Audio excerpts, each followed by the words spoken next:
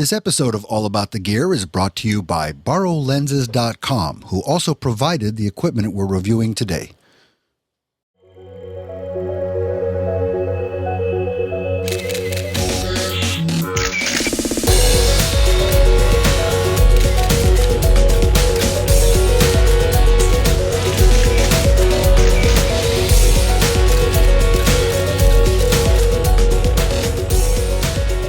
Hey folks, welcome back to another episode of All About the Gear. I'm sitting here with Mr. Doug K on the other side of the Google Plus Hangout here, and this week he's got his hands, or had his hands on the new Fujifilm X-100T, which is a camera that holds a special place in my heart because the X-100S, which I never actually got my hands on, was the first camera that sort of got me interested in the whole mirrorless side of the photography world. So now Doug has the latest version of that camera, or had it in hand for a whole week here, and it's the X-100T. Doug, all right, let's start with this. The fervor or the irrational exuberance, if you were to quote Alan Greenspan from before the .com crash, the kind of excitement around Fuji cameras seems very Apple-esque. When you talk to people about their Fuji cameras, they're really excited about these. So this is kind of the flagship, right, in that whole Fuji church of photography. Well, I guess it is. There are really two cameras that I guess you'd call flagship. One is this one, the X100T, and then the interchangeable lens XT1. Both of them are held out as being pretty good. They're very different cameras, although they're actually similar in size. But you're right. The Fuji people, I don't want to call them cultish because their enthusiasm is for good reason. The cameras are really excellent, and the claims they make for them are not at all unreasonable. I mean, there are people who are, cult fans for this or that kind of camera who are, let's say, intolerant of others, right? But I wouldn't. I like that, intolerant of others. Yeah. Yeah, I wouldn't put the Fuji fans in that category. They just know they have a good camera, and they're supportive of the gear and the company. Yeah, and that's been my experience too. Like Valerie from Street Focus is a huge fan of Fuji. Not sponsored by Fuji or anyone in any way in that regard, but she tells everybody she knows how great those cameras are, and I don't think you could pull one out of her hands if you try. So. It's similar to you and I get on our soapboxes about mirrorless, about articulated screens, about touch screens, and we get a lot of flack for all of those things, but in most cases it's a matter of people have to try it and spend some time with it. You did a thing on This Week in Photo recently about Wacom pads, right, and styluses, and people were saying to you, just try it, spend a week with it, right? Yeah. So I had 2.5 weeks to play with this camera, the X100T, and although I've worked with both of the previous versions, again, I like this one very much, and all the hype that you hear about this, it really does live up to it. All right, well, let's dive into the basics of this. What are we looking at out of pocket to get into one of these? Yeah, the camera is $1,300, and it comes in this all-black version, or you can get it with a silver trim, which has that very great retro look. I remember when I first had the X100 out, and I walked into a bar with it, and I got a lot of attention for it, which was a lot of fun. It is, as you say, the third generation. We had the X100, we had the X100S. They're all very similar. It has a fixed 23mm f2 lens. The lens is not interchangeable. It's not a zoom. So again, it's a very unique camera. I think if you look at where this camera came from, I think it was, a lot of people call it sort of a Leica killer. So here, instead of a $6,000 camera plus lenses, you've got a $1,300 camera that is really out there, similar. It has a rangefinder, very similar to Leica, although it also has an EVF as well and a rear LCD. So it's it's sort of going after that retro Leica market at a much lower price point. Yeah. I want to talk about that EVF a little bit because I know this one has kind of an interesting approach to blending the electronic viewfinder with optical. So we're going to talk about that a little bit when we get deeper in this.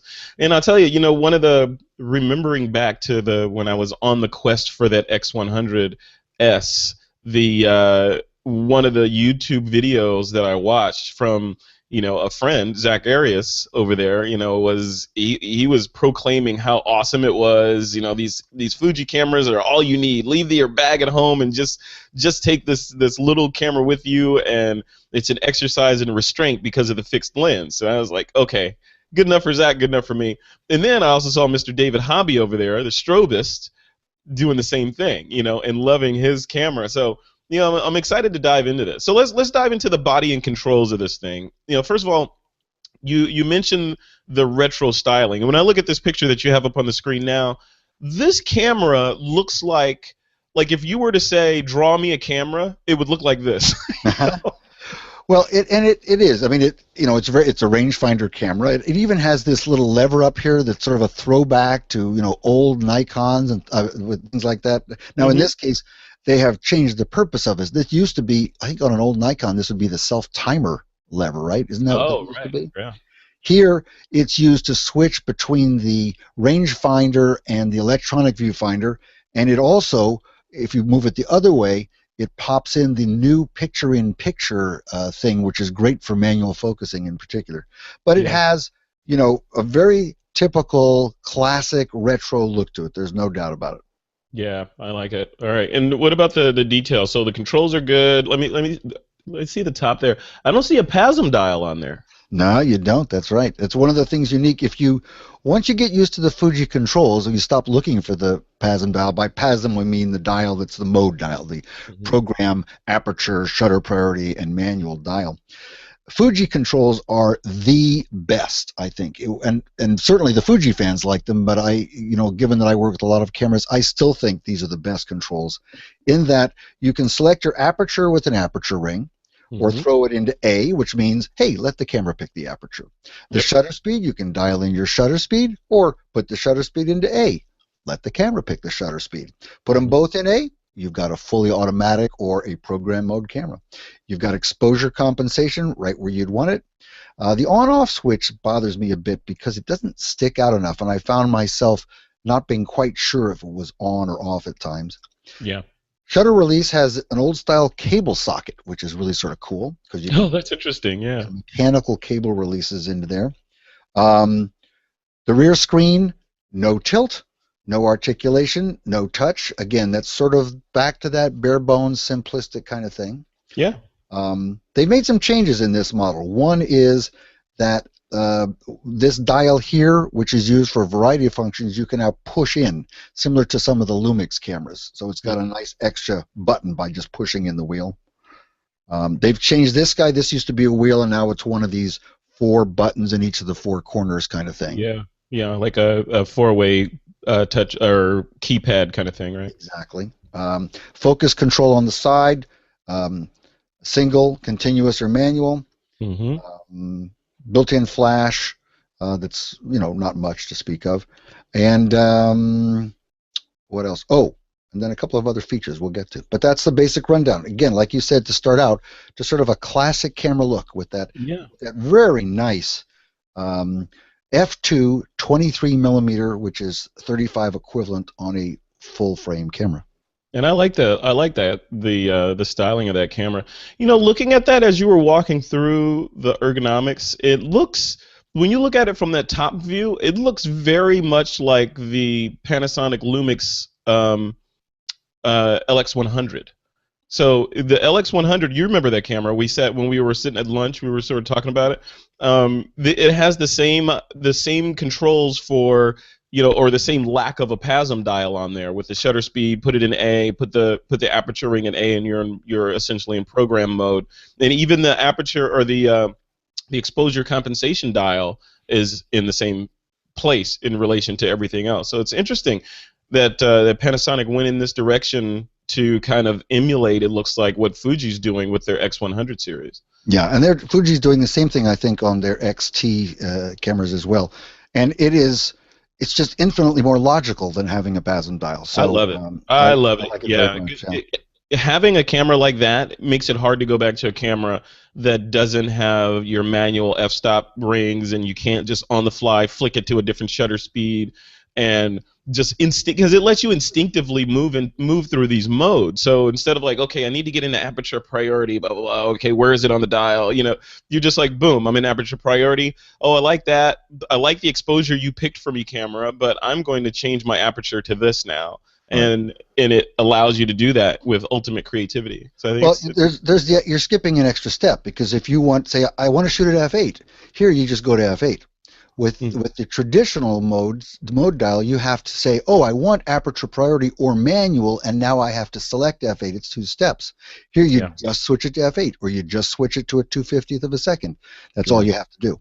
Yeah, letting you get back to, okay, what's the shot I'm trying to create, instead of trying to figure out which dials and levers to pull in order to get your camera to behave. So, and this love it. This camera supports a mode of shooting that I've been using more and more, which is to shoot in manual. In this case, there's no manual mode, but I will go out and I will select the aperture that I want for the depth of field I want. I'll select the shutter speed based upon the movement of my subject and how much blur I want, but I'll put it in auto ISO. So I'll say to the camera, you know, why don't you pick the sensitivity? Why don't you pick the gain if you want? But let me use aperture and shutter for the photographic aspect, the interpretation aspect of what I want in the picture. And camera, you just adjust the ISO as you need to.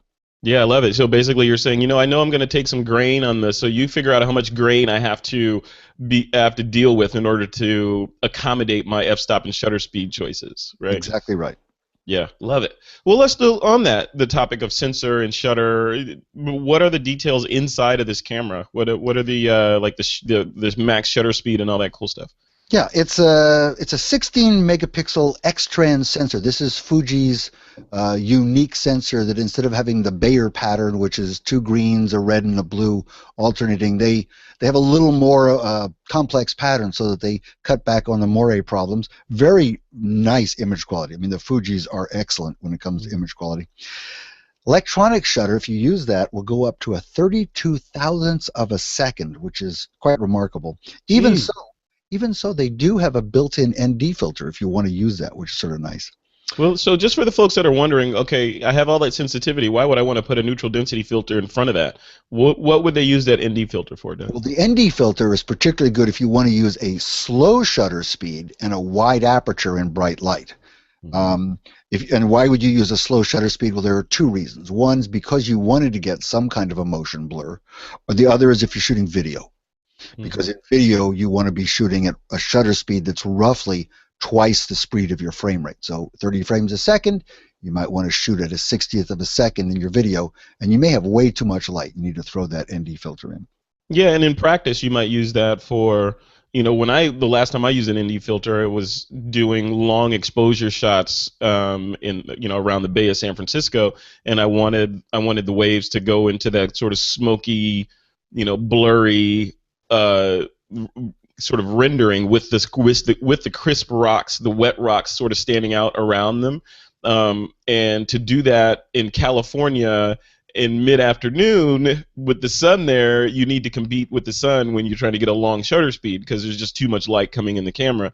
So with a neutral density filter, you're able to retard that light or slow the light coming or reduce the amount of light hitting the sensor so that you can then pick a longer shutter speed for those creative effects, right? Exactly right. Exactly right. So anytime you want those long shutter speeds, whether it's, you know, a 1/10 of a second or 20 seconds, you may want to use a neutral density. Yeah, always have a couple in your bag. You know, slight tangent, Doug. I want to ask you, this has nothing to do with the camera. So on the topic of neutral density filters, which do you prefer, the fixed neutral density filter or the variable neutral density filter where you can dial in the amount of light stoppage? Yeah, I started with the variable because even though they were very expensive, you know, $400 or $500, I didn't want to have a whole bag full of them. But all they are 2 polarizing filters that you rotate in order to get one to mask out the other, essentially. But you get a lot of color problems. You get a pattern that's sort of an X going through your image where it's a dark X in the middle. So I've completely given up the variables. How about you? I'm a path of least resistance guy. I just like the fixed ones, you know, much like a fixed lens. You know, you get to know it, you know how it's going to behave, and for me, I don't know if it's mental or whatever, but they seem to be clear because there's less elements for the light to pass through. You know, it's just going through that one and getting slowed down, and then it's on into the lens elements. With the variable neutral density filter, it has to go to at least 2 pieces of glass before it even starts its way through those lens elements to get to the sensor. The other problem with neutral density is, if you're using a neutral density filter, you want to be able to take it away so that you can compose and focus and then put your neutral density in. We're talking about when you're maybe using a 6-stop or a 10-stop filter in particular. Yeah. Yep. And with the adjustable ones, you can't get it to go back to the exact same density. They're not calibrated, so that's a problem. Yeah, another variable. Yeah, I've also switched from screw-on filters to using the rectangular filters. Oh, yeah. And that's what you get from Lee or Format High Tech. And even though it's a little bit more, you got to have a holder for it and all that, the fact is you can just, pull them out of the way to get your exposure and to get your compensation and your focus, and then you just push the filter right back into the holder, and you've got exactly what you want in neutral density. So over the years, I've switched from adjustable to screw-on, non-adjustable to the rectangular drop-in with a holder filter. So everyone can just sort of benefit from your journey and just skip straight to the rectangular or square ones. And I've also switched from Lee to a company called Format High Tech, Formatt High Tech. I like everything more about them. They're just great filters. Love it. All right, so back to this camera. Yeah. So the LCD, the electronic viewfinder or EVF, and on this camera they have an optical viewfinder as well, so the OVF. How do they all work together? I sort of foreshadowed that earlier. Yeah, this is something that's great about this camera. When it starts up, you turn it on, and you have a rangefinder camera. And you have a rangefinder camera because in the lower right corner, you can actually see the lens. And it's really nice. It shows you an area that is larger than what you'll actually shoot, and superimposed on it, like a heads-up display, is a rectangle that shows you, the area that you should see. And as you change the focus, of course, that rectangle moves to show you approximately what the field of view is going to be in your final. Oh, that's picture. Cool. That's really very, very nice. What they've added here is a new enhanced hybrid version of it, which is that in the EVF, if you slide that little lever on the front, now you get in the lower right corner a little picture-in-picture. So if you want to do manual focusing, it's slightly zoomed in to help with the picture-in-picture, to help with the focusing. It's not zoomed in all that much, so it's not as beneficial as I had hoped it would be, but it's still a nice feature to have. Cool. That's awesome. All right, to see that they keep pushing that forward, and they're the only ones with that sort of hybrid rangefinder kind of deal going on. And now, especially with the enhanced picture-in-picture, are they the only guys out there doing this? It's the only ones I can think of. Yeah. So one other thing that when you were doing the ergonomic sort of showing the camera, I noticed with the positioning of the flash, which is very close to the lens on that thing, and that worries me. I mean, I know it's a stubby little lens on there, but I can see shadows being cast from that lens. Was that your experience, or from that flash? Was that your experience? I didn't actually test that. You're right. When you put the flash that low, especially with a somewhat wide-angle lens, that's the potential. And certainly, if you're shooting very close, and by the way, this lens can be used very nicely for macro photography, handheld macro. I would imagine that you would see some shadow towards your, in your macro photography. So it could be an issue. But it does have also a standard hot shoe, so you can put additional flashes in it. And again, as you've spoken about before, this flash can also be used to trigger other flashes. Yeah, that seems like that would be the most obvious use for that built-in flash as the master for some remote flashes. Yep.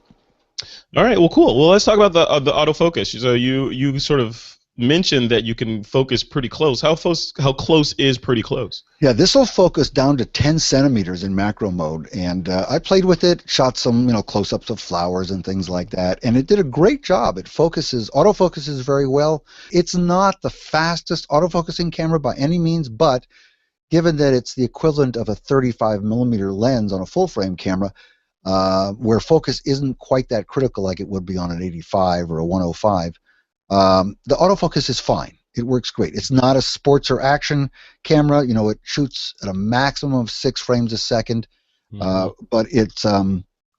Like we said, this is Valerie's camera, right? So this is the ultimate street photographer's camera. It is great for that. It also has face detection, which when I do street photography, more and more I'm using face detection because it's rare. It's rare. Most of my shots have people in them, and it's usually the faces that I want to capture anyway. So it does a good job there. That's really cool.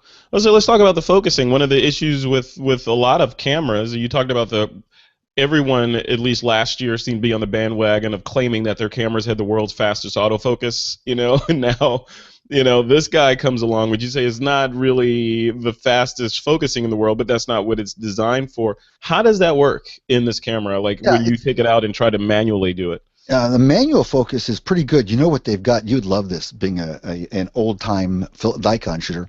Mm-hmm. It actually has, remember the split prism that you could get, a split prism screen for some of the Nikon Fs, for example? Yes, I love the split prism. I used to live by the split prism. It was awesome.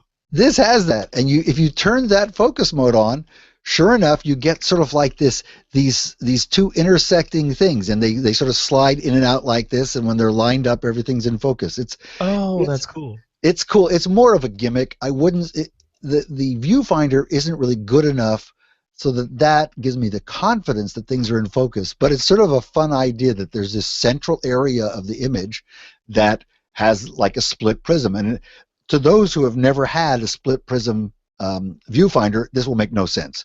But trust me, it's a cool way to focus a camera very quickly. Just Google it or look on YouTube and you'll see what a split prism is. Yeah. I think we should go back to the split prism. I'm a big fan of the split prism. At least give me the option of using it, especially with these mirrorless cameras, right? They should be able to just write a line of code to let me do that. The fact is that, like other cameras, this camera has focus peaking, which, to be honest, is a better way to focus than the split prism. It's just not as retro.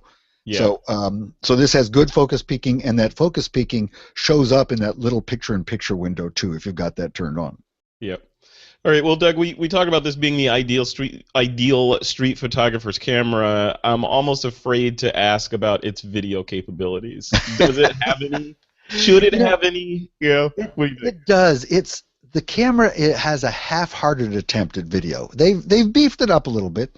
It used to be you couldn't control the exposure manual in the previous versions of the camera. Now, at least, you can manually set the exposure in video mode, which is really important because if your subject's moving around or if you're panning, you don't want the exposure going up and down on you. So you can manually set the exposure. It will shoot 1080p at 60 frames a second. They added a mic jack.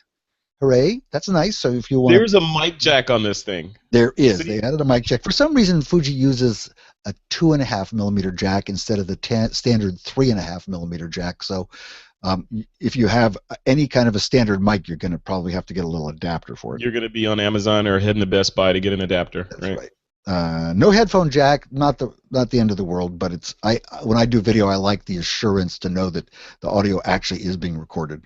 Yeah. But it's got HDMI output. There are two things that we skipped over I want to mention that are really unique here. Yeah. One is this camera has a leaf shutter. The X-100's always had a leaf shutter. Anytime you have a camera where the lens is a permanent part of the camera, you can do this. A leaf shutter is simply essentially an iris that opens and closes in the lens mechanism, as opposed to a shutter that's in the focal plane near the sensor or the film. And one of the big advantages, there are two actually. One is that it's quite a quiet shutter. The other is you get these very high sync speeds. So this camera can sync up to a 2,000th of a second, actually a 4,000th at f8 down to 1,000th at f2. So you get nice higher sync speeds. And one other thing that Fuji makes a big deal about here is they have, remember, Fujifilm is a film company, and they have always had the best in-camera film simulations of various film stocks. Yeah. They've added a new one called Classic Chrome, which is a Kodachrome emulation or simulation. It's very nice, and in fact, with firmware upgrades, now they've added that to their other cameras as well. So I believe people who have older cameras, or the XT1, the XE2, they can all get this Classic Chrome simulation. And this is a great camera for a JPEG. We'll talk about that at the very end, too. So yeah, I'm interested. So that Kodachrome simulation, if I remember correctly from the film days, Kodachrome slide film had a characteristic of being a little bit more saturated and a little bit more contrasty. So it kind of made things pop a little bit better. Is that your recollection? Yeah, exactly. And you know, some of the colors that are hard to render, like reds look good in Kodachrome. You know, Ektachrome. In Ektachrome, everything looked green, so that wasn't a problem. Yeah. But yeah, it's in these really vivid, bright, and contrasty colors is what that's all about. And this, I wouldn't say this really looks like Kodachrome, but it's a fun thing because it does get close. Yeah. All right. Well, cool. Well, let's talk about connectivity options. You know, the wireless tech in this thing, Wi-Fi, NFC, all that good stuff. Any of that packed in? They added Wi-Fi. That's new to this version. The 100S, X100S did not have Wi-Fi, and they have a pretty good app. It's bare bones that run, at least the Apple iOS version that I played with. Mm-hmm. But you know what the big, I should say something about the app. It does have touch focusing, which interestingly you can't do on the camera because there's no touch screen, but you can do touch focus on the application, which is sort of fun. Which means the code is in the camera to do that. They could replace it in the X100Z and have a touch screen on there. And they have Geo-Tagging, which is sort of interesting. You can turn on Geo-Tagging in your phone, which will then transmit the latitude and longitude to the camera. The only problem is that it's using Wi-Fi continuously, so it'll run down the batteries in both your phone and your camera pretty quickly. But nice to know it's there. But here's the big thing about this, and you know this yourself. The ability to link this to the Instax instant printer is great. Now, you've done this with your Lumix cameras, I think. You go. There's my printer. Look at that. Yeah. Yeah. I love it. You shoot either on your iPhone or you transfer images to your iPhone and then from there to the printer, right? Correct. Yeah, that's the flow. The Fuji cameras, take a picture, push a button, and the printer image comes out. I hate them for that. Right? So you can connect directly to the printer, and that, I got to tell you, when I just led a workshop to Cuba, got back a couple of weeks ago, and one of the best things you can do in a place like Cuba is to take an instant camera of some sort, because if you want to have an icebreaker with people, especially kids, you give them a picture of themselves, and they're very excited. These are people who may not even know someone who owns a camera. Yeah. And, it's great. Yeah, I think these things, whether you get one of these or one of the giant cameras on the last show, Nicole, one of the last TWiPs we did, Nicole Young came on, and her pick of the week was the giant wide format one, which looks like Optimus Prime if Optimus Prime was a camera. It looks like but these little ones slip right in your camera bag. You load them up with a pack of film, and they're battery operated. And wherever you go, especially if you're shooting mirrorless, wherever you go, you can, like you said, create one of these prints and give to people. So instead of just being that dude taking a picture of his food, you can take a picture of your food on your date and then print it real quick on the side while she's in the restroom and, write something on it and give it to her, So I don't know. I'm a big fan of moving back to actually having atom-based photography rather than having everything trapped in the ether and on the cloud, and these things go a long way to it. And to have a camera that connects directly to this, to take those steps, because it's like 3 or 4 steps that you have to do the iPhone transfer thing.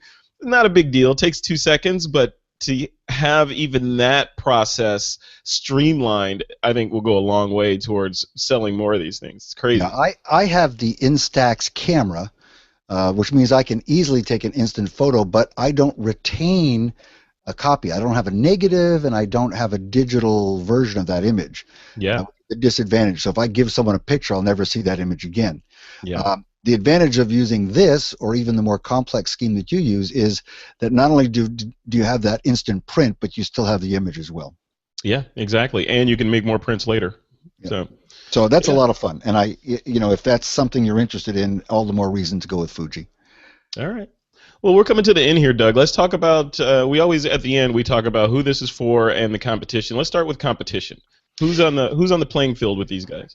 Sometimes it's really easy. This time it was really hard for me to figure out, what's a camera like this. Of course, out of the chute, there's the Leica X2. The Leica X2 is 16 megapixel APS-C sensors, 35 millimeter equivalent f2.8. So it's optically, it's very similar to this camera. It cost about $2,000, which has got to be a record for an inexpensive Leica.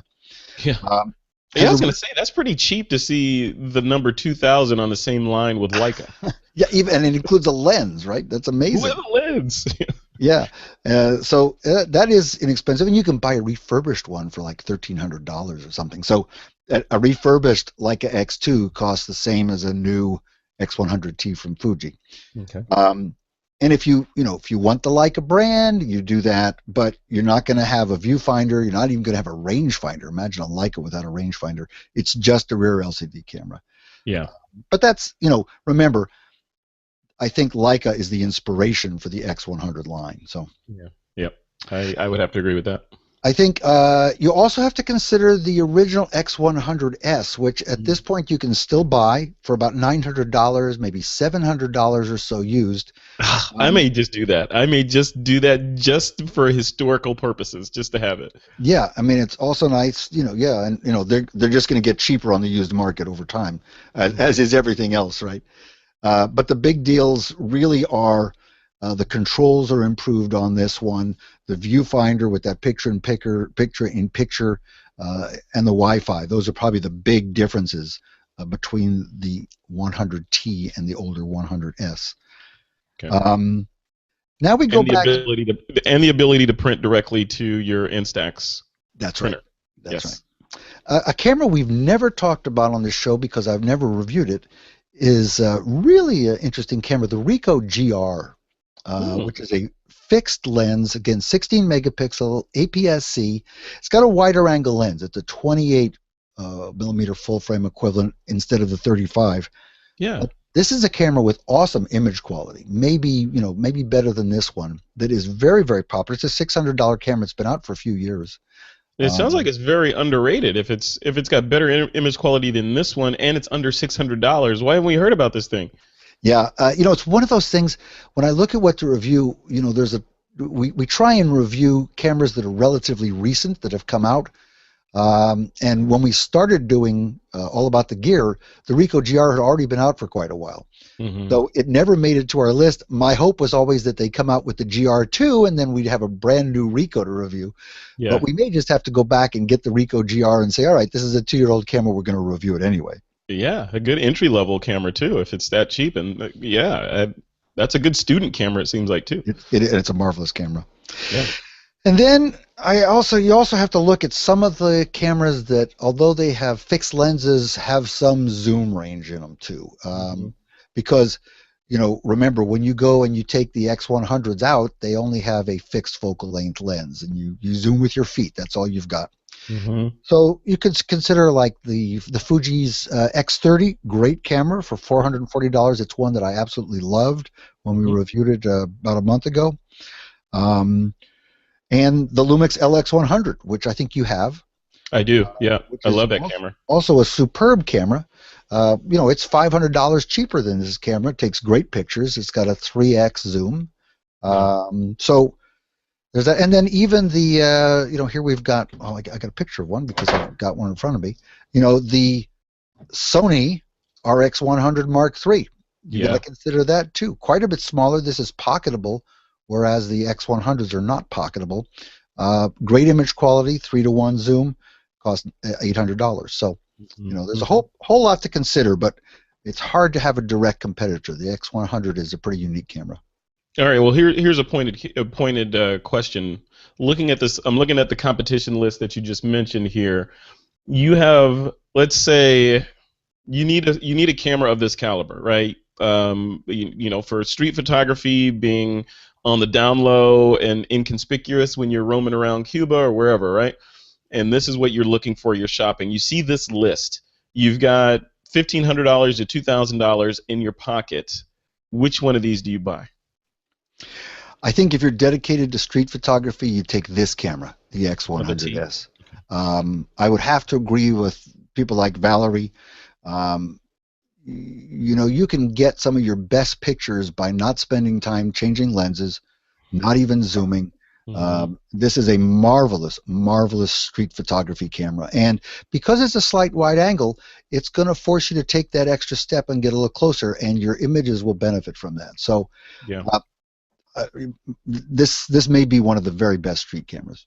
I would say I agree, but I haven't shot with it yet. So one of the things that I do with the Lumix LX100 is it has that zoom lens on it. It's a fantastic zoom lens, but I approach that camera and its zoom capabilities as the zoom is your get out of jail free card. I don't use it as a standard. I keep it in my back pocket in case I have to break glass, in case of emergency and I have to zoom.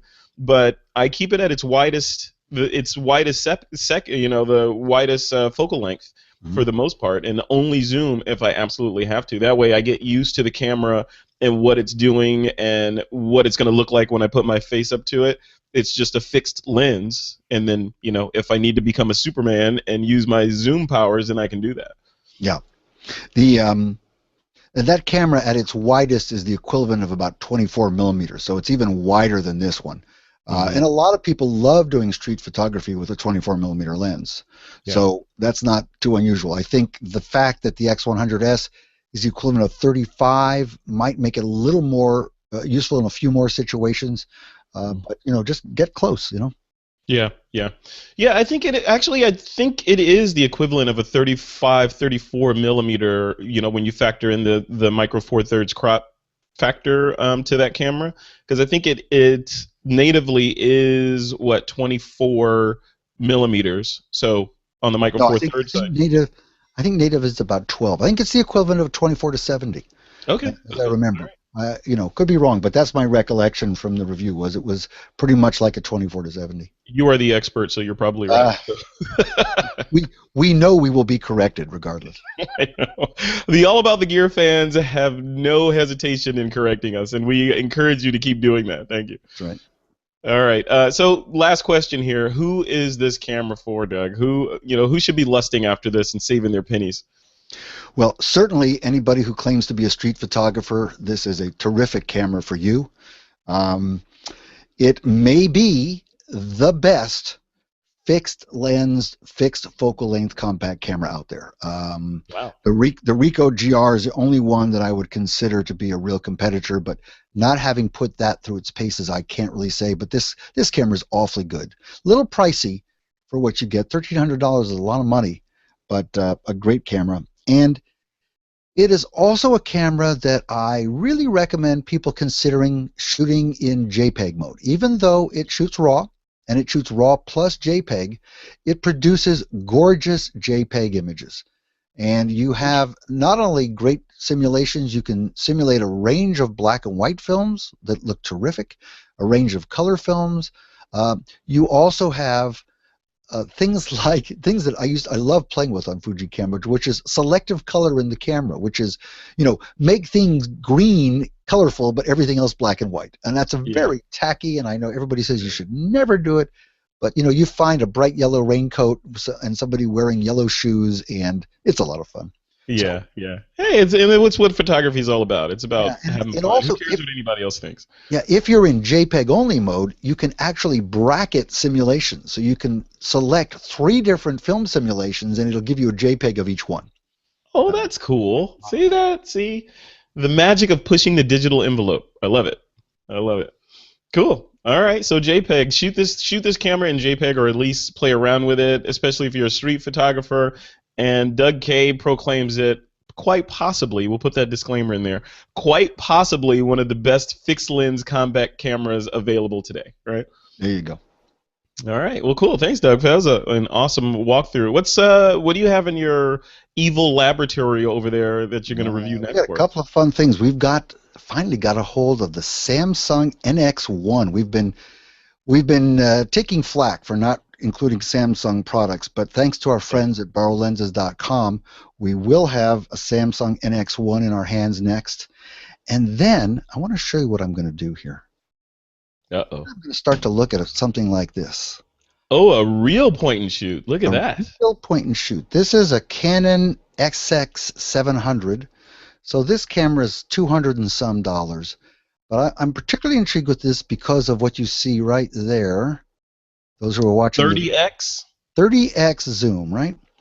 So there are 3 cameras I know of that are little point and shoots, $400 or $200 to $400 that have 30x zooms, like 720 millimeter equivalent, image stabilized.